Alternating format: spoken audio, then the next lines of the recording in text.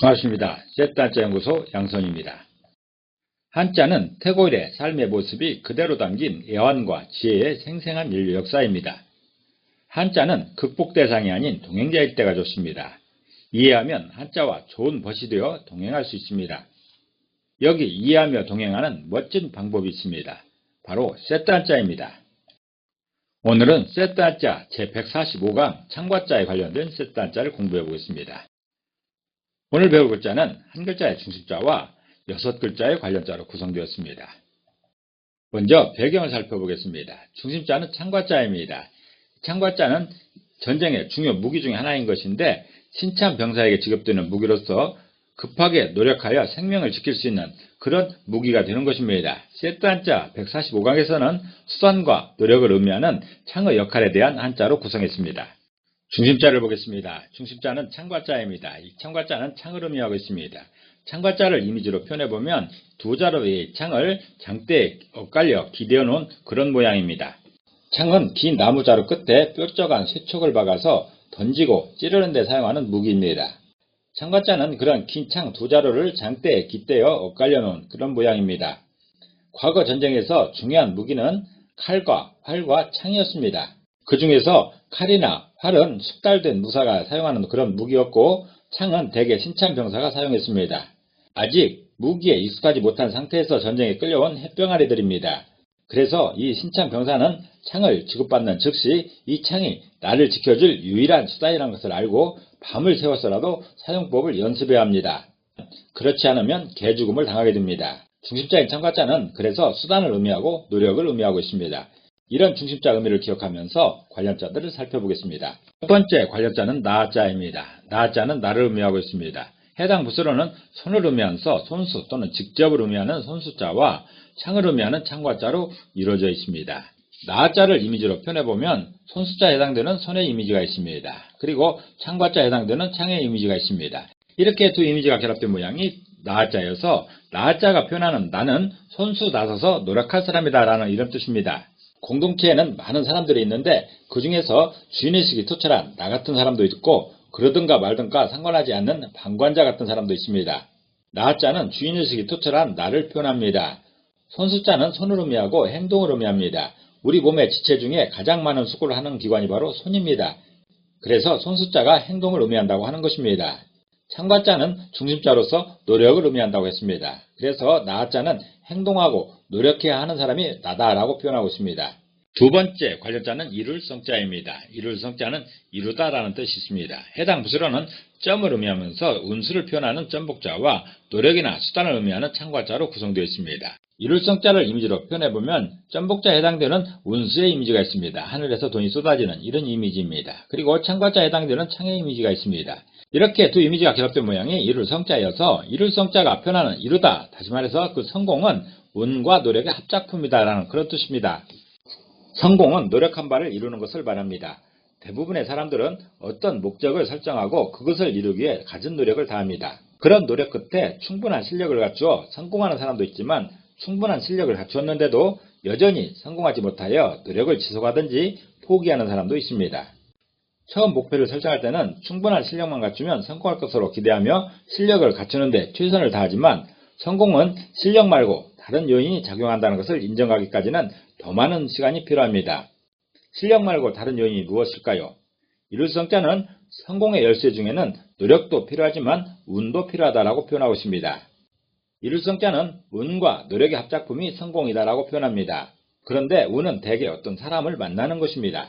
세 번째 관련자는 칠벌자입니다. 칠벌자는 치다라는 뜻이 있습니다. 해당 부수로는 사람을 의미하는 사람 인자와 노력이나 수단을 의미하는 창과자로 이루어져 있습니다. 칠벌자를 이미지로 표현해보면 사람 인자에 해당되는 한 사람이 있습니다. 그리고 창과자에 해당되는 창의 이미지가 있습니다. 이렇게 두 이미지가 결합된 모양이 칠벌자여서 칠벌자가 표현하는 것, 치는 것은 사람이 창으로 하는 행동이다라는 그런 뜻입니다. 친다는 것은 손이나 물건으로 세게 부딪히는 것입니다. 다시 말해서 손으로 칠 수도 있고 물건으로 칠 수도 있는 것이죠. 그런데 칠벌자는 사람이 창으로 부딪히는 것을 친다라고 표현하고 있습니다. 사실 손으로 치는 것보다 창으로 치는 것이 훨씬 더 아플 것이고 상처도 심할 것이어서 창을 대표로 세운 것 같습니다. 칠벌자는 사람이 창으로 하는 일이 치는 것이다 라는 그런 표현입니다. 네 번째 관련자는 경계할 계자입니다. 경계할 계자는 경계를 의미하고 있습니다. 해당 부서는 받들다라는 의미의 받들 공자와 노력이나 수단을 의미하는 창과자로 이루어져 있습니다. 경계할 계자를 이미지로 표현해보면 받들 공자에 해당되는 받들고 있는 이미지가 있습니다. 세족식 이미지입니다. 그리고 창과자에 해당되는 창의 이미지가 있습니다. 이렇게 두 이미지가 결합된 모양이 경계할 계자여서 경계할 계자가 표현하는 그 경계의 모범은 창을 받들듯 하는 자세다라는 그런 뜻입니다. 경계는 적의 침입을 살펴서 우리의 진영을 안전하게 지키는 행위입니다. 그래서 전쟁 용어 중에도 작전에 실패한 장수는 용서할 수 있어도 경계에 실패한 장수는 용서할 수 없다라는 말이 있는 것입니다. 그렇다면 우리 진영을 안전하게 지키는 그 경계병은 어떤 자세로 경계를 서는 것이 모범일까요? 적군의 첩자가 수시로 우리 경계 상태를 살피고 가기 때문에 그저 자리만 지키고 있어서는 될 일이 아닙니다.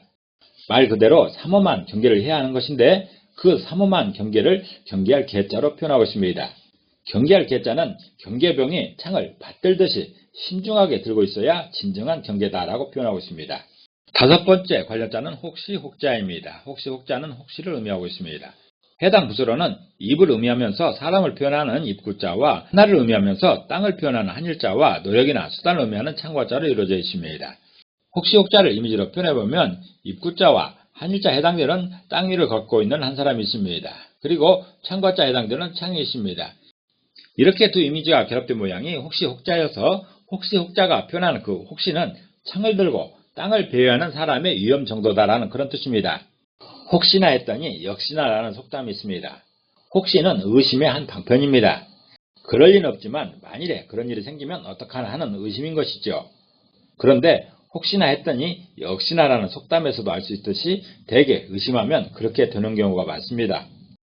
예를 들어서 우리 마을에서 어떤 사람이 창을 들고 이리저리 배회하면 무슨 사고가 일어나지 않을까 노심초사하게 됩니다.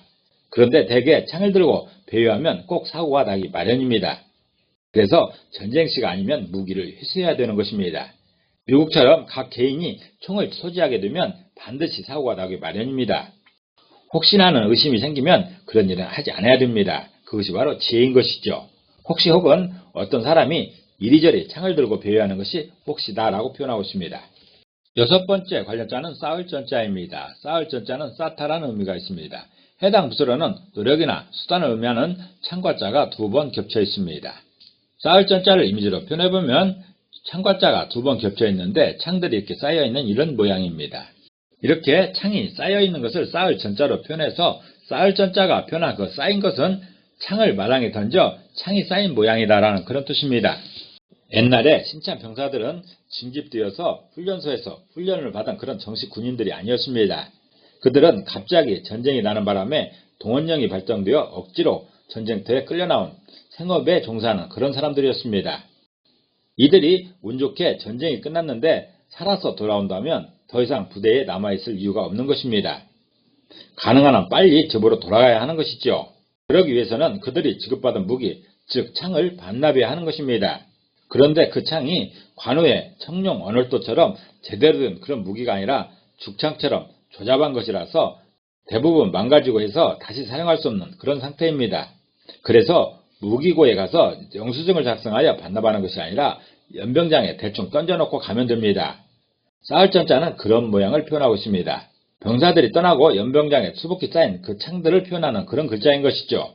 창 위에 창이 있는 그런 모양입니다. 쌓을 전자는 창 위에 창이 있는 모양이 쌓였다라고 표현하고 있습니다.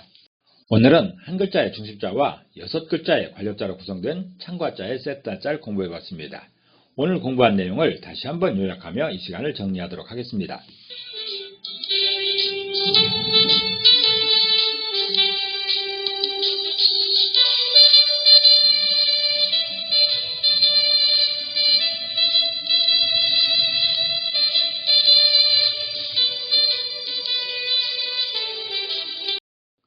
한자는 뜻글자입니다. 그래서 모든 한자에 한 획 한 획의 의미가 있습니다. 그렇지만 그 의미에 대단한 비밀이 있는 것은 아니고 우리들의 상식에 기반하고 있습니다. 우리들의 상식에 기반하여 이해하고 설명하는 한자, 세트 한자였습니다. 감사합니다.